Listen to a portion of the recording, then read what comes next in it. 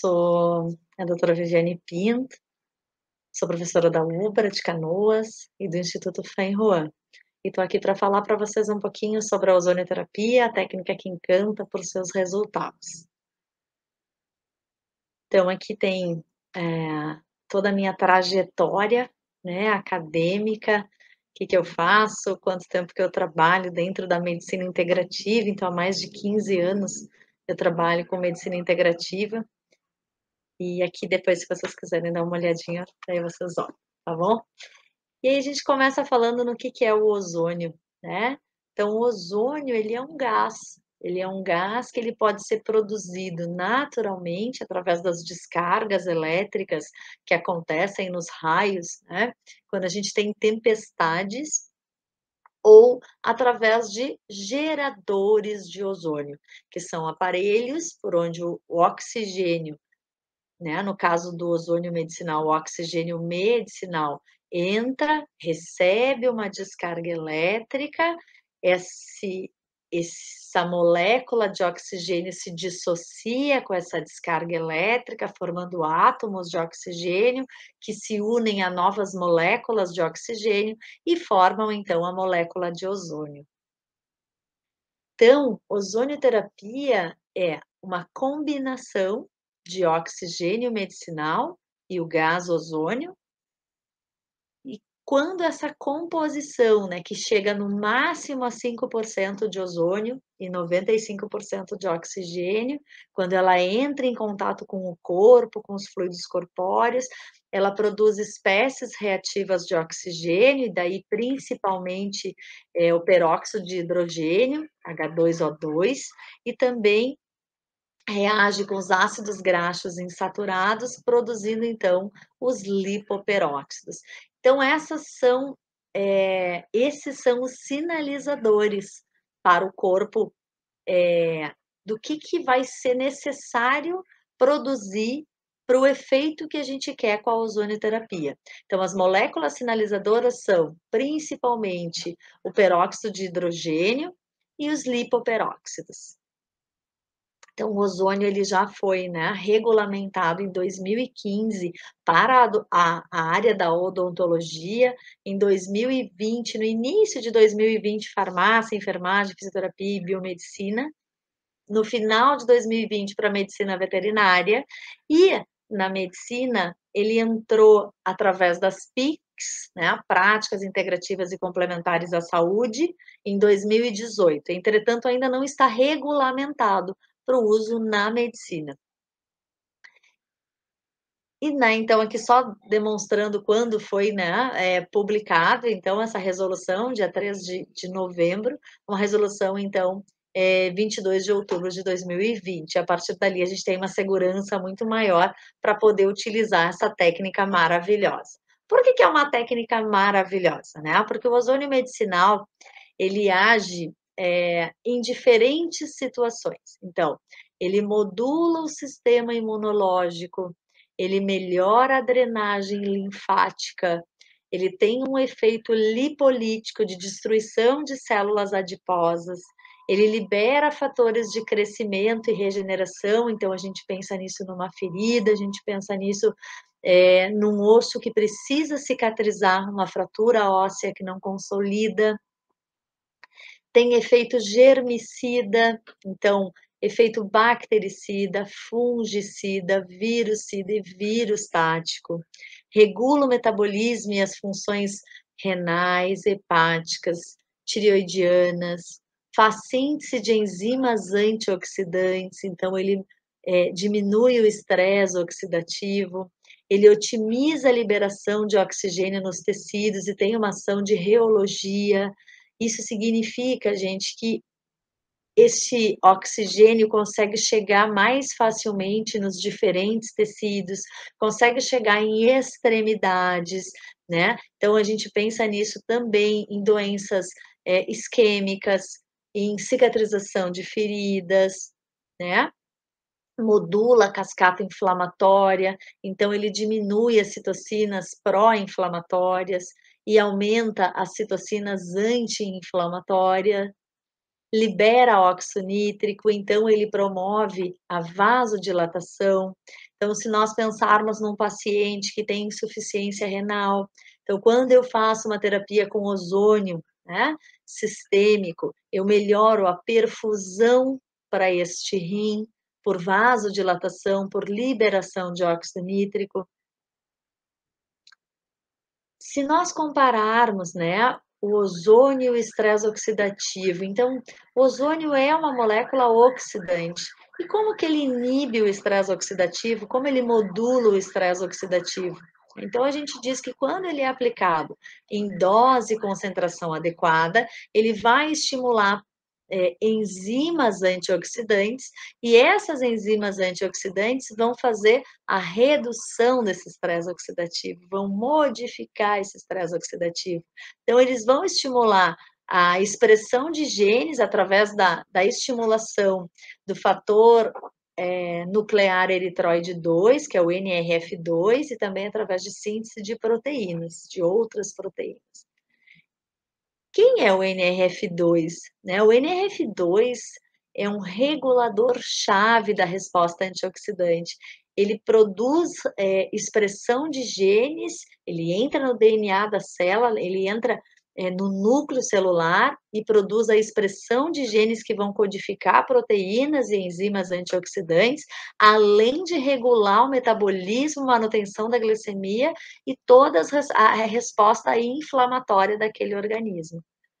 Então, eu gosto muito desse slide, né? Ele demonstra que em condições basais, o NRF2 ele fica junto a essa proteína chamada de proteína KIP1. E se ele está junto com a KIP1, normalmente ele é degradado. Mas quando eu tenho estímulos estressores nesse organismo, por exemplo, pelo uso de ozônio, né? Então, vou formar espécies reativas de oxigênio, quando eu tenho esse estímulo, ele vai fazer com que o NRF2 se solte dessa proteína, e quando o NRF2 ele está solto no citoplasma, ele consegue entrar para o núcleo celular. E quando ele entra para o núcleo celular, é que ele tem essa capacidade de fazer a transcrição de gênica, a transcrição gênica, né? Então, com isso, ele melhora a defesa antioxidante, ele promove a desintoxicação, controle da glicemia, citoproteção, resposta inflamatória, metabolismo de lipídios, homeostase celular e sobrevivência celular. Então, a gente diz que essa ozonioterapia, que na verdade não é uma terapia farmacológica, né? Ozônio não é um fármaco. As indústrias elas não conseguem colocar ele dentro de frascos, né, para serem vendidos.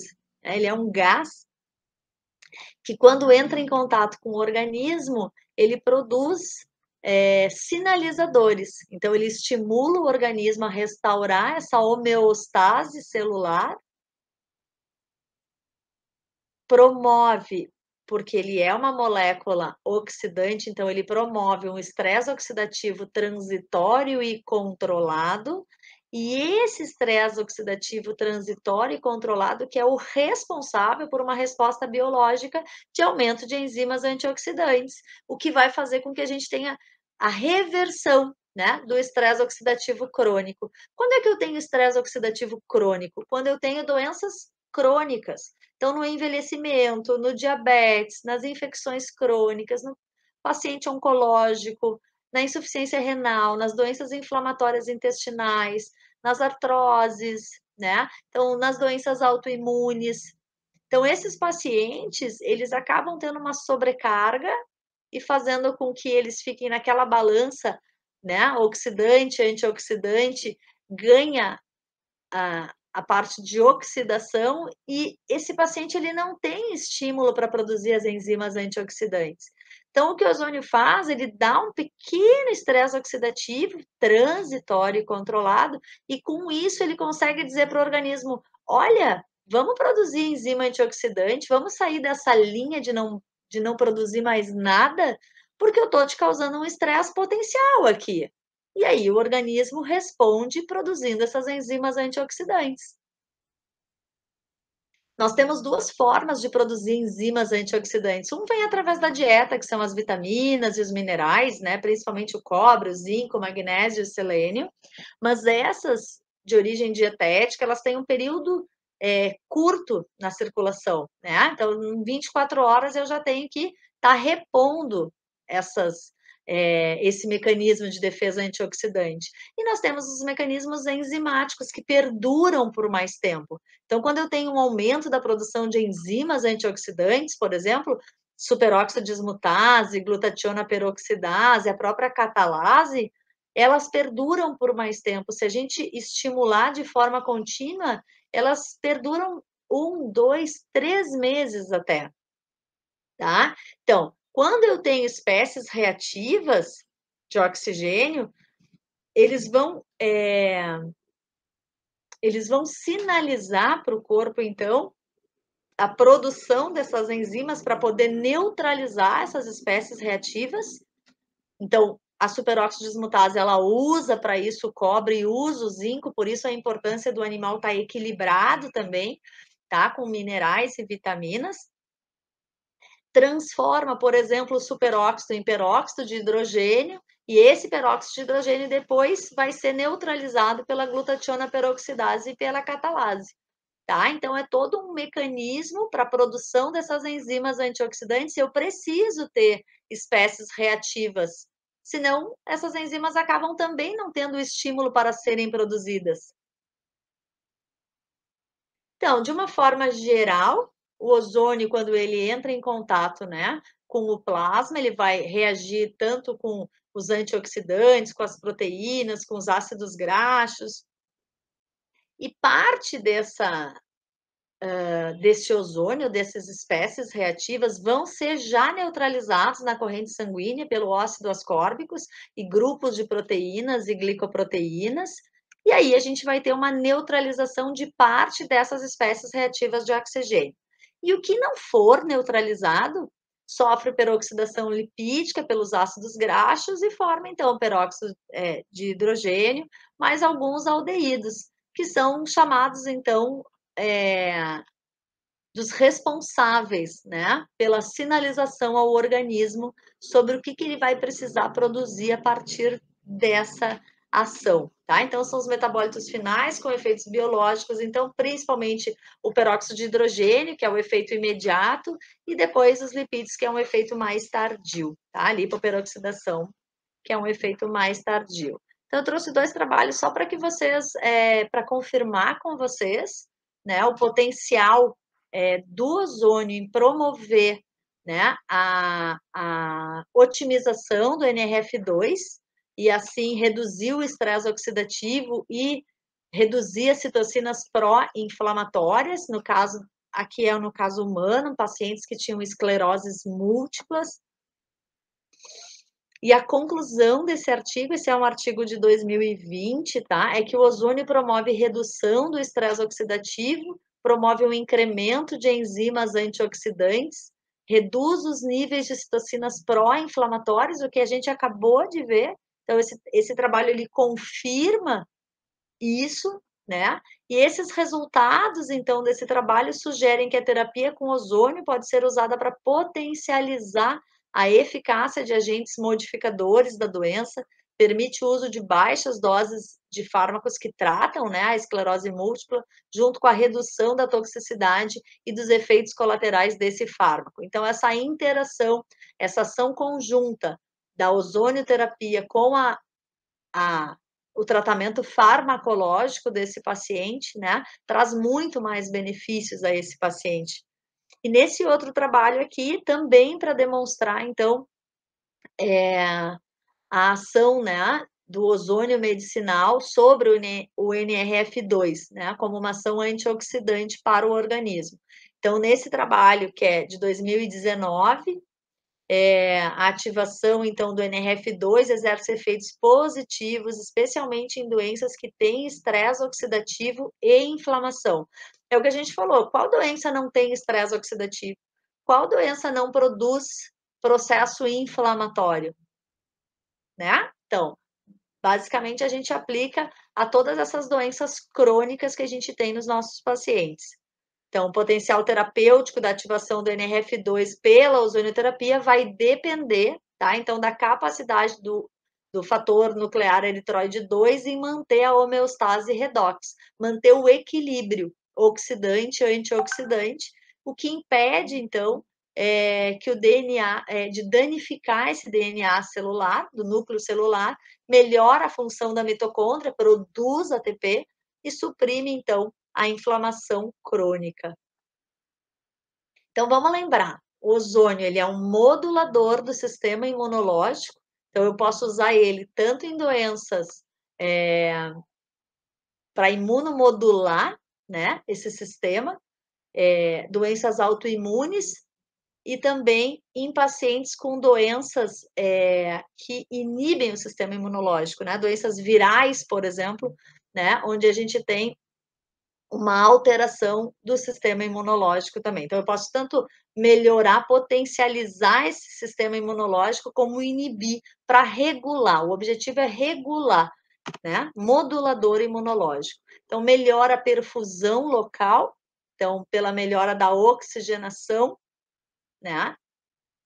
Reduz a agregação plaquetária, isso aqui é bem importante, na verdade, eu uso bastante em paciente oncológico, né, que é muito comum a gente encontrar trombocitose, e aí a gente consegue, com a terapia auxiliar, né, da ozonioterapia, então o paciente faz quimioterapia, o paciente é tratado por um oncologista, e eu associo a terapia com ozônio, né, a gente consegue muitas vezes diminuir efeitos colaterais desses quimioterápicos, reduzir a agregação plaquetária, e o paciente tem uma qualidade de vida durante a quimioterapia muito melhor.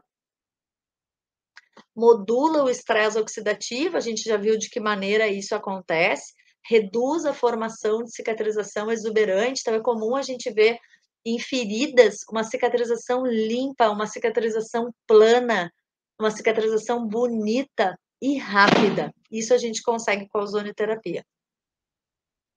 Então, estimula essa cicatrização e promove desinfecção, tá? Desinfecção de uma forma geral. Então, o ozônio ele pode ser utilizado na forma tópica ou sistêmica. Então, aqui tem um bagging sendo feito num bebê, vou mostrar esse caso para vocês depois. E aqui uma aplicação por insuflação retal, que também é uma aplicação que a gente considera por via sistêmica, junto com a autohemoterapia que a gente faz na veia ou com o soro ozonizado, que a gente também pode fazer na veia ou subcutâneo. Eu explico em seguida para vocês. Então, quais são as formas de utilizar o ozônio? Então, eu posso usar o gás, eu posso usar o fluido ozonizado, então, que comumente se chama de água ozonizada, mas na verdade é solução fisiológica ou Ringer lactato ozonizado, né? E o óleo ozonizado. Uma coisa importante, o ozônio ele não pode ser armazenado. Então, uma vez que ele está na seringa, eu tenho 20 minutos para aplicar. Uma vez que eu faço uma solução ozonizada, eu tenho 20 a 30 minutos para aplicar, para que eu mantenha a concentração de ozônio que eu coloquei ali. E o óleo ozonizado? No óleo ozonizado eu não tenho ozônio. Eu tenho os ozonídeos, que são os subprodutos do ozônio. Então, ele dura 6 meses, se aberto na geladeira, ou até 1 ano, tá? Vai depender de como ele é armazenado. Então, esse gás, ele pode ser aplicado de forma tópica, a gente vai ver como, né? A forma de cupping, que eu uso um cupzinho, um copinho, né? Na forma infiltrativo, então subcutâneo ou intramuscular, quando a gente quer tratar, por exemplo, uma dor localizada no paciente. Eu posso utilizar ele intracavitário, então intravesical, por exemplo, quando eu estou tratando uma cistite.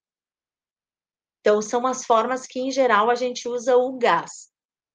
O fluido ozonizado, então, tanto o Ringer como a solução fisiológica, a gente vai utilizar no tratamento local, se a gente for fazer a limpeza de uma ferida, um banho, por exemplo, né? E o tratamento sistêmico, quando eu for aplicar esse Ringer lactato ozonizado por uma via subcutânea ou por uma via intravenosa. E o óleo ozonizado a gente pode estar usando no tratamento de feridas, então, para cicatrizar, com uma ação de modulação, né, dos fatores de crescimento, uma ação bactericida, uma ação fungicida e cicatrizante, que são as características que esse óleo tem. E eu ainda posso utilizar na forma sistêmica, então tem alguns trabalhos em humanos tratando Helicobacter, né, com cápsulas de ozônio, então a gente tem benefícios também na ingestão desse óleo ozonizado. Aqui, para que vocês vejam, né, a gente tem como a gente ozoniza essa solução. Então eu tenho um gerador de ozônio, esse ozônio entra e borbulha, ó, na solução. Eu tenho uma saída do excesso desse gás que vai para dentro de um filtro chamado de filtro detrusor, que transforma de novo esse ozônio em oxigênio para poder liberar para o ambiente. Então essa é a forma com que a gente faz a solução ozonizada. Então essa solução ozonizada, se for para lavar uma ferida, a gente usa solução NaCl, cloreto de sódio, tá? Se for para lavar uma bexiga, a gente usa cloreto de sódio. Se for para fazer por uma aplicação sistêmica, IV ou subcutâneo no paciente, a gente sempre dá preferência para o Ringer lactato. E aqui como a gente, né, coloca esse gás dentro dessas seringas. Então, devido ao peso desse gás, quando eu coloco ele dentro da seringa, eu tiro e eu vou aplicar em seguida no paciente, né? Então, ó, a seringa enche e aí ele tá pronto para ser utilizado. Não pode ser deslocado, né? Ah, eu vou viajar 6 horas e vou chegar lá e vou aplicar no paciente. Não dá, porque ele vai degradando, né? A cada 30 minutos diminui a concentração do ozônio que está dentro dessa seringa, que está dentro do soro que foi ozonizado também. Então, não é possível.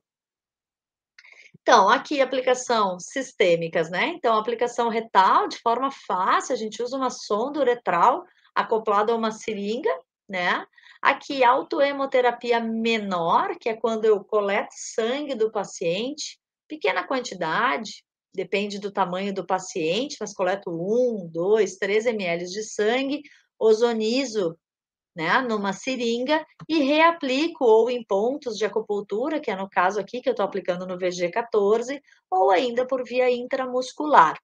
Essa via é muito utilizada para a gente tratar doenças autoimunes, para a gente modular esse sistema do sistema modulação do sistema imune, pacientes oncológicos, eu gosto muito de usar autoemo menor. Aqui uma aplicação para vertebral num felino que tinha uma lesão, né, na região lombosacra. Aqui autoemo intermediária, que a gente chama, que é quando a gente vai aplicar o gás e o sangue, né, mas só entra o sangue, o gás ele não entra direto na veia, tá? Então é um tratamento sistêmico, só que com volume um pouquinho menor do que a gente chama de autohemoterapia maior. Aplicação tópica, então, aplicação aqui eu estou fazendo uma aplicação de óleo ozonizado, subcutâneo, aplicação tópica de um cup, isso que eu disse para vocês que é um cup, ó, num olho, numa orelha, para tratar um pavilhão auricular que está muito inflamado, por exemplo, né? Aqui um bagging, ó. Então, são formas que a gente tem de utilizar. Então, a gente pode fazer isso em qualquer espécie, sabendo, claro, né, respeitando a característica de cada espécie. Então, a gente consegue. Aqui é um tucano, então eu estou fazendo uma aplicação intracloacal do gás com uma sondinha. Então, independente da espécie, a gente consegue tratar desde que a gente conheça o que a gente está trabalhando para entender qual é a melhor dose, qual é a melhor via para aquela espécie. Então, desde ratinhos, né, a patos, subcutâneo ou fazendo um bagzinho, depende do que a gente quer, né, naquele paciente. Então, aqui é um bag sendo feito, esse paciente tinha tinha desenveludado, né, essa porção do rádio. Fazia 1 mês que ele estava com essa ferida, e a residente me pediu: "A gente pode tratar?" Eu digo: "Pode, vamos lá". E a gente fez bag, a gente fez óleo ozonizado, uma residente adotou essa gatinha que tinha sido abandonada lá, e em 3 semanas ela fechou essa ferida. Eu trouxe uma ferida maior, daí eu acabei não trazendo a dela para vocês verem. Então, a autohemoterapia é quando eu pego um sangue com uma normal, coleto um sangue e depois eu vou colocar, ó, aqui tem as bolinhas, ó, vou colocar o gás ozônio aqui para dentro. E o que a gente vê normalmente é essa mudança de coloração praticamente imediato que a gente faz isso. Isso a gente chama de autohemoterapia maior. Então a gente coleta, dependendo do tamanho do paciente, né, entre 30 e 100 ml, ozoniza e devolve por via venosa. Só pode fazer isso com sangue que é do próprio paciente, não pode fazer isso em transfusão sanguínea, tá? É do sangue que já é desse paciente. Na hora vocês coletam, ozonizam, fica pronto para uso e esse paciente recebe o sangue ozonizado, tá? Então, tanto a autohemoterapia maior como a insuflação retal, ela tem ações semelhantes, né, no organismo, podem ser utilizados para doenças metabólicas, podem ser utilizados para lesões renais, hepáticas, modulação do sistema imunológico, aumento de enzimas antioxidantes. A diferença é que, às vezes, o que eu consigo com 4, 5 sessões de autohemoterapia maior, eu levo até 20 sessões de insuflação retal. Então, é o tempo, né? Mas a facilidade de aplicação da insuflação retal é muito maior. Né? Então, aqui foi coletado, então está recebendo, né? Autohemoterapia maior. É um São Bernardo, então acaba podendo fazer, né? Agora imagina uma autoema maior num pincher, né? Eu não posso tirar 100 ml do pincher para fazer, então normalmente a gente faz com 15, 20 ml, tá? E aí a gente chama de autoema intermediária, na verdade. E aqui é uma autoema, então, menor, só que aqui eu peguei todo o processo para que vocês entendam. Então, ó, essa seringa já tem gás aqui dentro, e eu começo a coletar de qualquer veia, na verdade, né? Aqui essa fena lateral, eu coleto, ó, o sangue, o gás já está aqui.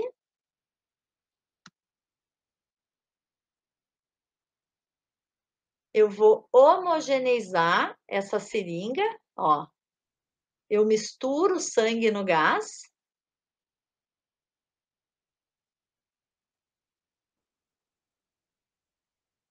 Quando eu misturo, o gás automaticamente já reage com esse sangue, eu coloco o gás fora e o que eu vou aplicar é só o sangue que já está ozonizado, né?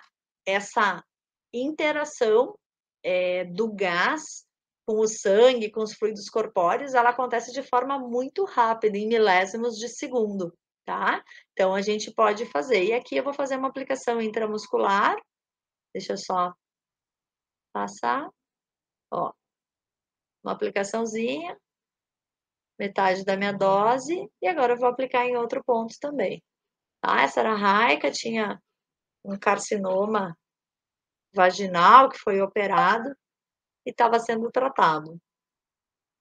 E aí a nossa palestra é sobre a ozonioterapia que encanta. E aí a pergunta que fica: por que a ozonioterapia encanta? Né? Então, eu vou mostrar alguns casos clínicos para vocês, mas basicamente é por essa característica, né, de uma única terapia poder ser usada tanto numa cicatrização de ferida, como na modulação do sistema imunológico, e o que varia aí, na verdade, é a via e a dose que eu vou utilizar, né, a concentração também que eu vou utilizar, que vai depender de cada região que a gente for aplicar, que vai depender de qual é o objetivo da terapia.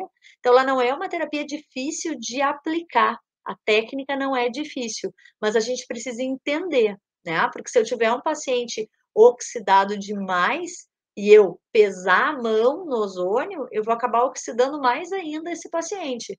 Então, é uma terapia muito consciente, a gente precisa ter muita noção do que eu quero. Se eu quero uma ação que é uma ação de estresse oxidativo, que eu preciso numa ferida contaminada, por exemplo, para desinfectar essa ferida, eu tenho que usar uma concentração.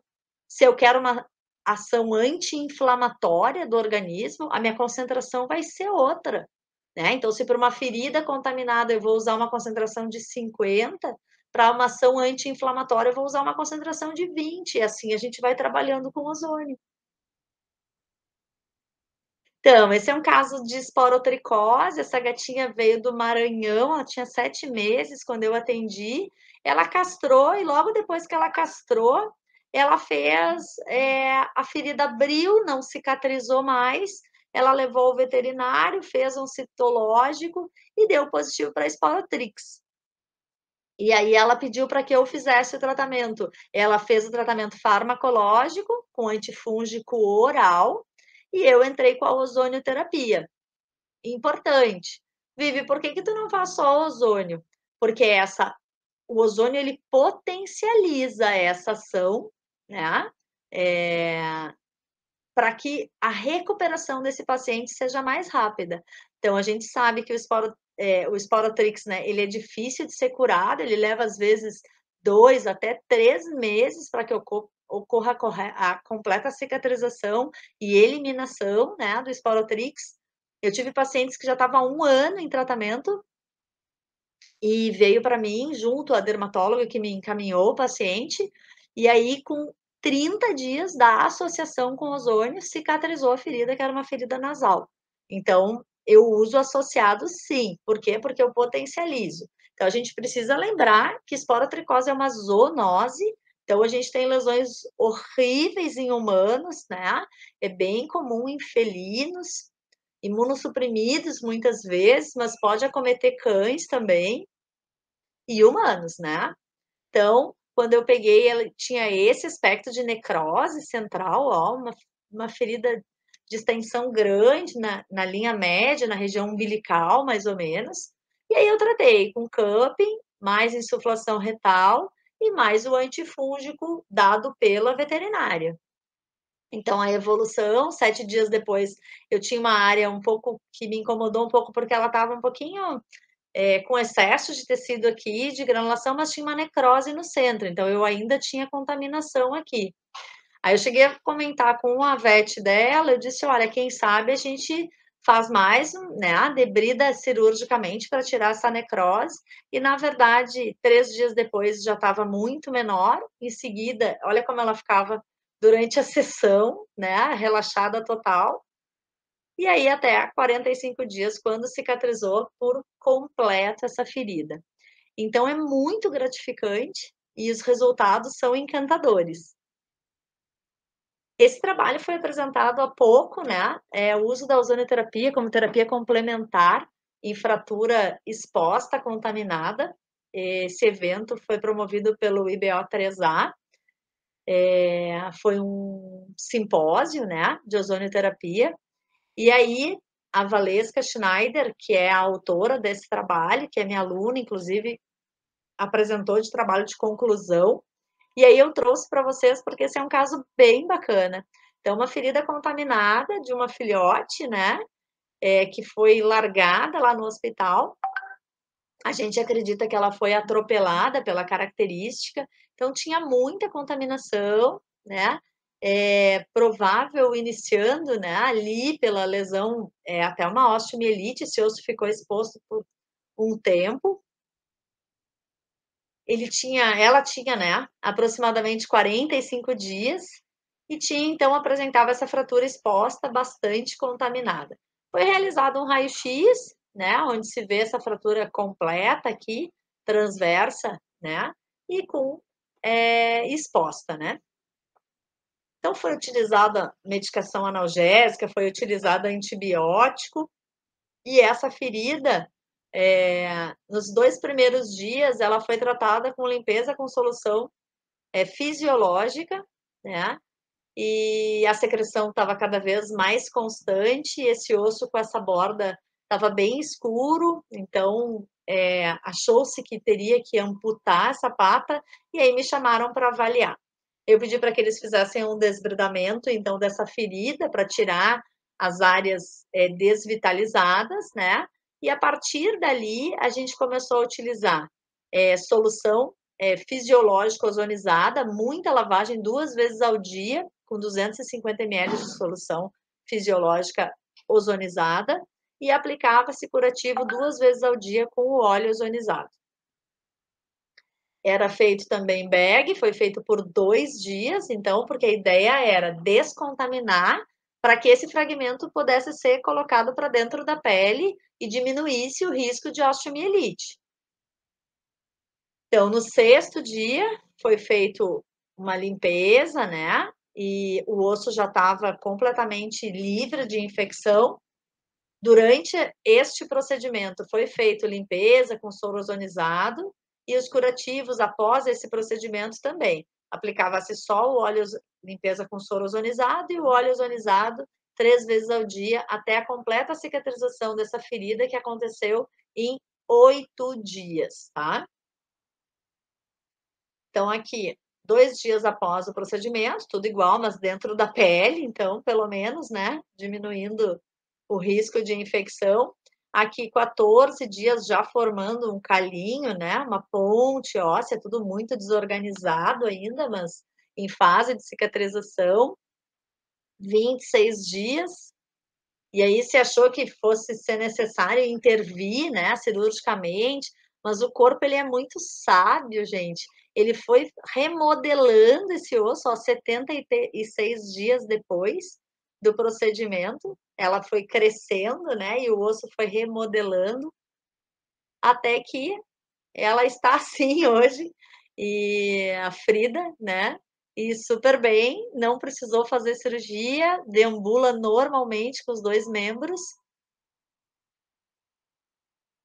Então esse foi um caso muito bacana, né.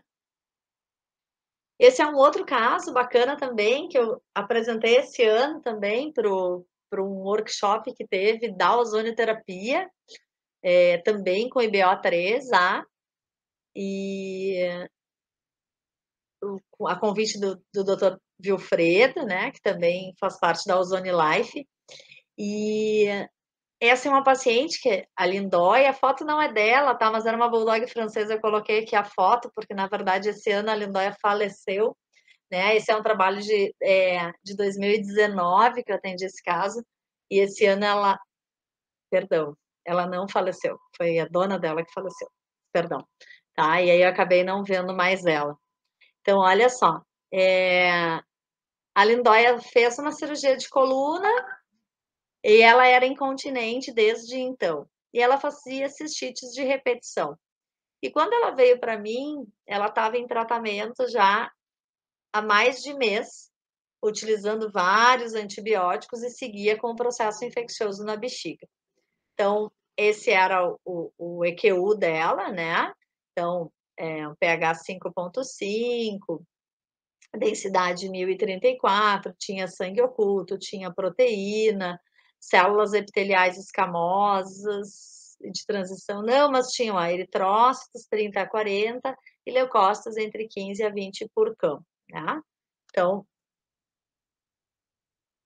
foi feito cultura e antibiograma e cresceu só proteus, estáfilo e enterococos. Eu nunca pego a cistite leve, né? Eu pego cistite crônica com mais de uma bactéria sempre, são sempre bactérias multiresistentes. Então, é o que a gente tem. Então, nesse caso, o estáfilo e o enterococos eram sensíveis ao uso da nitrofurantoína, proteus não, mas aí eu disse, bom, vai usar a nitrofurantoína como um antibiótico, né? E eu vou utilizar o ozônio para ver se a gente consegue, então, combater essa infecção associando a ozonioterapia de forma local. Então, eu fiz lavagem de solução fisiológica vesical, junto com antibiótico, tá? Os 3, eles só eram sensíveis ao imipenem e à ampicilina com sulbactam.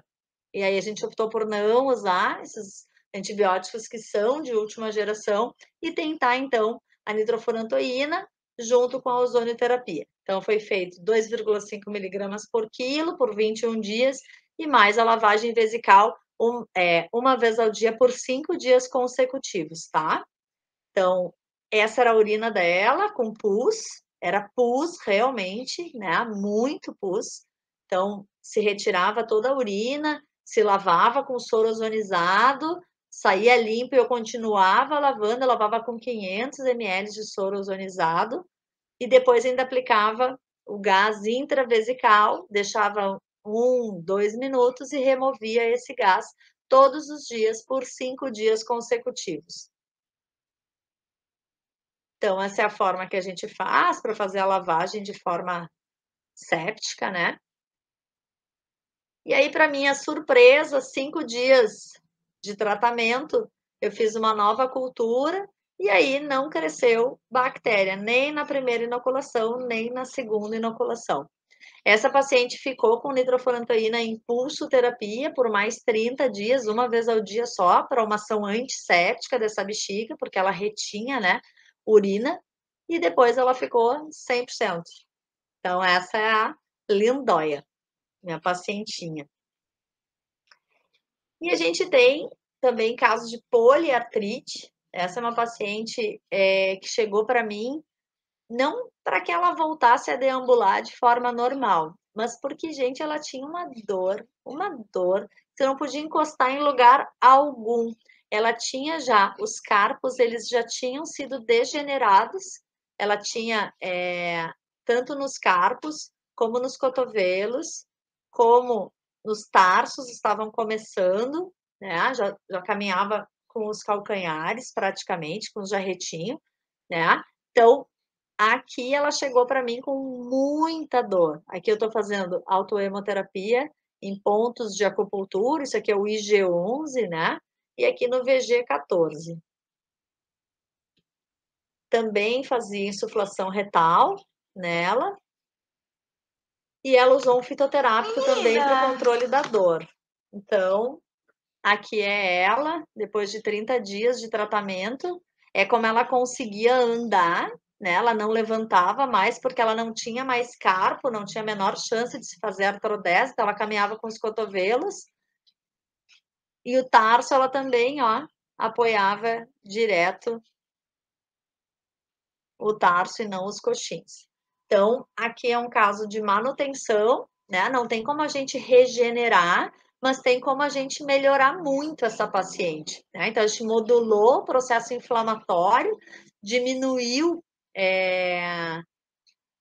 essa ação, né? Essa ação global produzida pelo próprio organismo, a gente estabilizou, e aí a gente conseguiu que ela ficasse sem dor, e com uma mobilidade que é suficiente para que ela consiga fazer as coisas básicas, né? Então, aqui a gente consegue perceber, ó, os dois carpos, eles não existiam mais. Eles tinham sido reabsorvidos, tá? E o tarso estava nesse mesmo processo, os ossinhos do tarso no mesmo processo. E aqui a gente tem o Dudu, né? O Dudu, ele tinha sofrido uma fratura bilateral de rádio e ulna, ó. Rádio e ulna. O esquerdo tinha cicatrizado bem e esse direito, há um mês, né, ele ainda apresentava uma não união, sem menor sinal de união desses fragmentos ósseos, desses segmentos ósseos. E aí a gente fez um tratamento unicamente com ozônio subcutâneo, 4 ml, a gente aplicava próximo aqui, subcutâneo ao redor da fratura, tá? 2 vezes por semana, por 2 semanas a gente fez. 2 vezes por semana, por 2 semanas, depois a gente fez uma vez por semana. Então, aqui, 20 de março, né? Quando a gente começou o tratamento, e aqui, 15 de maio, 30 dias depois, quando a gente já tinha, então, a presença da união óssea, aqui, ó, olha a não união, olha esse parafuso aqui, ó, olha como ele calcificou nesse período, tá? Então, foram 4 semanas utilizando ozônio subcutâneo, e aí a gente percebe, então, uma melhora dessa cicatrização, muito provavelmente pela melhora da vascularização, traz fator de crescimento, é fácil de aplicar, e o paciente normalmente responde muito bem. A concentração ela é baixa, porque é uma concentração só para trazer fator de crescimento e dar condições desse osso de cicatrizar. Então aqui a gente consegue ver o Dudu 40 dias depois. 40 dias depois do início do tratamento. Então, com 30 dias, ele já tinha aquele raio-x, 4 dias depois ele tirou aquela placa, e aqui é logo em seguida. Esse é o Dudu. Eu gosto de trazer esse caso, porque é um caso de uma queimadura de 3º grau, e isso foi provocado por um colchão térmico, foi debridado, foi lavado com solução ozonizada, fazia-se curativo com óleo ozonizado e mantinha fechada essa região. Aqui, quando ela chegou, 48 horas depois ela foi fazer o desbridamento aqui. Olha só, quando me chamaram para atender, ela estava assim. E aqui, gente, eu disse, não adianta eu fazer o ozônio não vai penetrar nessa necrose. Precisa limpar para que o ozônio consiga chegar em contato direto com o tecido. Senão ele não consegue fazer a atuação bactericida, né? Cicatrizante, ele não consegue, porque ele precisa estar em contato direto com o tecido. Então, foi para a cirurgia, depois de 48 horas, e a partir daqui a gente começou a usar a ozonioterapia, então, tá? Nessa cirurgia também foi suturado aqui, conseguiu fechar um pouquinho mais essa parte mais cranial da lateral do pescoço aqui. E essa ferida, então, o aspecto após 24 horas do debridamento. Então, aqui, como é que a gente fazia, né? Então, sempre era muito analgésico nessa paciente nos primeiros dias, tá? Aqui é uma solução ozonizada, então ela tomava metadona meia hora antes desse procedimento. Lavava-se com solução ozonizada. 2 vezes por semana a gente colocava lá no bag para oxigenar esse tecido. Lembram das câmeras hiperbáricas? O trabalho é parecido, né? Oxigenação tecidual, melhora do aporte sanguíneo, melhora dos fatores de crescimento para cicatrização. Então, aqui eu estou fazendo um bagging. Fica bem cheinho assim mesmo, tá? Então, aqui era 48 horas, aqui os tratamentos, aqui 7 dias depois. Então, depois dessa foto, eu tirei essa foto. Isso aqui tem diferença de 7 dias. Olha o quanto regrediu essa ferida, tá? Mas aqui eu achei essa ferida um pouco pálida, que não é o normal. Aqui tinha a necrose tirou parte da musculatura mais superficial aqui, tá? Essa musculatura, por isso que eu disse a vocês que era uma lesão de 3º grau, uma queimadura de 3º grau que ela fez, tá? Então, começa a ter uma regressão dos bordos da ferida, mas ela tá um pouco pálida aqui. Eu pedi um hemograma, ela estava anêmica.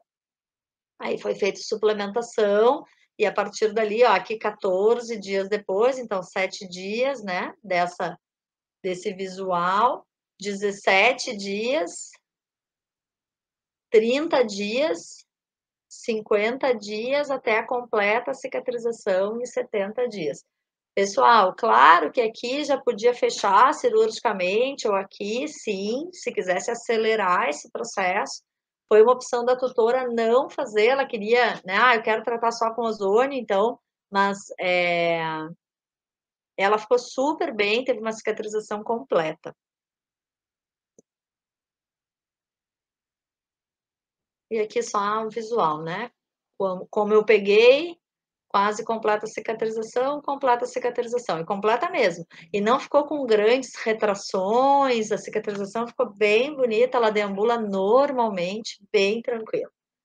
E aqui é o Thor, né? O Thor, ele tinha uma hérnia cervical e foi tratada com ozonioterapia e com acupuntura. Então, aqui eu estou fazendo acupuntura, então alguns pacientes, eu sou acupunturista, sou terapeuta neural, sou quiropraxista, então muitos dos meus pacientes recebem mais de uma terapia. Então, se eu fosse só ozonioterapeuta, talvez eu tratasse só com ozonioterapia, né? Então, ele chegou naquele quadro de dor, naquele quadro de taquipneia, cabeça mais baixa, Na primeira semana se colocou um colar cervical para ele ficar com um pouco mais de conforto, porque ele ficava fazendo muito espasmo muscular. Aqui a gente consegue ver, ó, uma diminuição importante de espaço, né, entre C3 e C4, o normal é ser separadinho aqui, mas aqui eu tenho uma diminuição de espaço importante que confirma nessa vista ventrodorsal, ó, né, então um espaço maior aqui, um espaço menor aqui. Então, o diagnóstico era de hérnia de disco cervical, o paciente tinha déficit proprioceptivo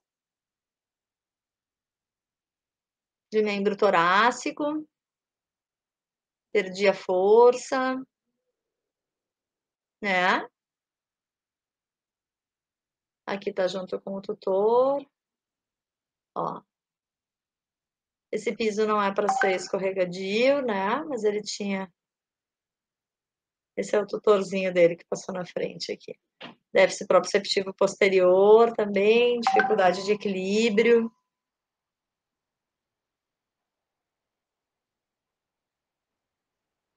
Então a gente iniciou o tratamento,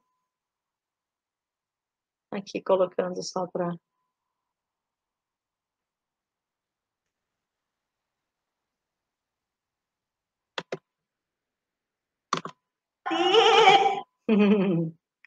aqui já é 3 semanas depois, parceira, mas deixa eu ir embora daqui.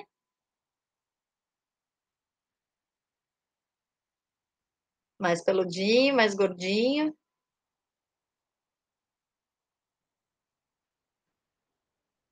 Sem déficit proprioceptivo, completamente recuperado. E em casa, né, que é como a gente normalmente acompanha, né, e pede para o tutor: "Manda um vídeo, deixa eu ver como ele tá", então essa é a nossa alegria, né, uma hérnia de disco cervical, tinha indicação cirúrgica, a tutora não quis fazer, né, então muitos dos pacientes que ficam comigo eu indico, quando é cirúrgico eu sempre indico, né, caso o tutor não queira, então a gente faz a terapia integrativa e que nesse caso foi um sucesso, né, com recuperação total. Nos 10 primeiros dias eu entro com analgesia inicial, depois em geral eu mantenho só, ou pregabalina ou gabapentina para diminuir a percepção, né, dessa dor por 30 dias e começo com a terapia então com ozônio, acupuntura e o que eu acho que é necessário. No caso do TOR, então foi farmacológico nos primeiros, 10 dias e depois unicamente a terapia complementar. Então eu queria agradecer muito, né, por você estar me ouvindo e dizer que o ozônio entrou na minha vida para ficar, e é uma honra poder estar aqui falando, de uma terapia que pode ajudar tanto os nossos pacientes, e nas mais diversas situações, né. Então não é uma panaceia a ação do ozônio, na verdade a ação do ozônio ela é já muito bem documentada, e os trabalhos, amparam, né, os trabalhos científicos, eles nos amparam para trabalhar com ozônio nas mais diferentes, doenças. Muito obrigada.